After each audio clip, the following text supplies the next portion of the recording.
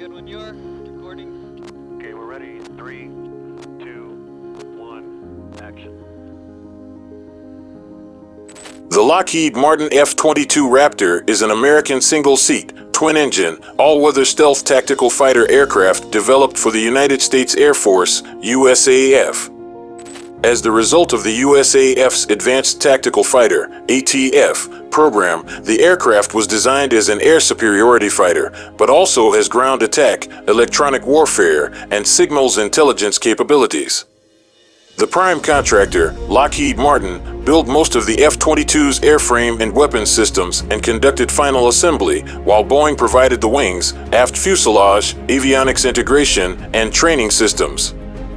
The aircraft first flew in 1997 and was variously designated F-22 and F-A-22 before it formally entered service in December 2005 as the F-22A. Despite its protracted development and operational difficulties, USAF considers the F-22 a critical component of its tactical air power.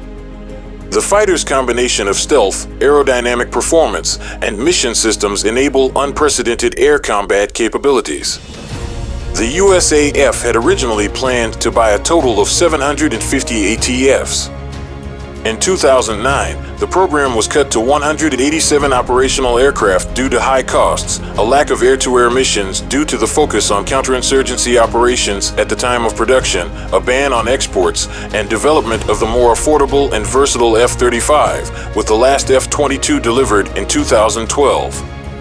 The F-22 is expensive with $74 billion invested in the fighter during its lifetime. The United States stopped making them in 2011 because of the belief that a fighter interceptor for dogfighting was not necessary during the War on Terror.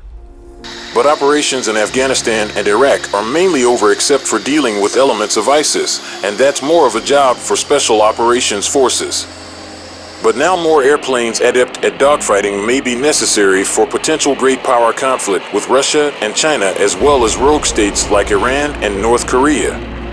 While the F-22 is amazing fighter aircraft, the plane does have its share of challenges. For one, F-22 Raptors have a long checklist of tasks that need to be completed before a flight.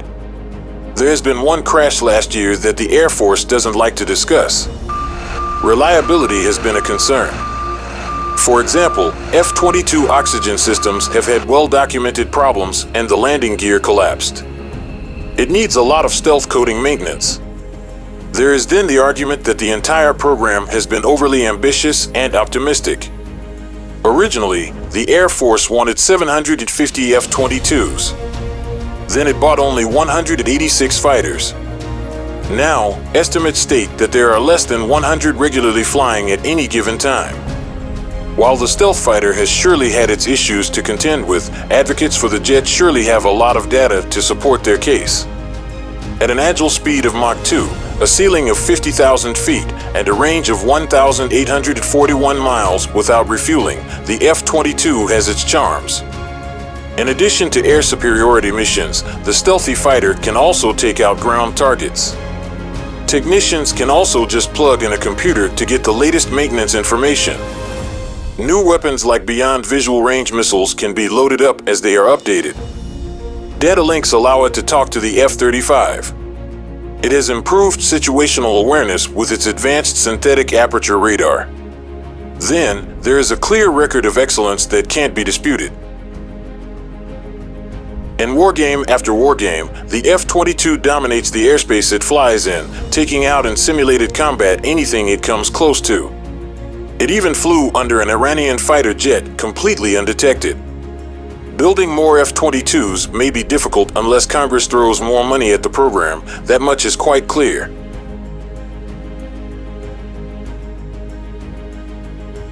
In 2017, the Air Force did a study investigating how to get more F-22s and what the hurdles were. The most glaring factor was high cost.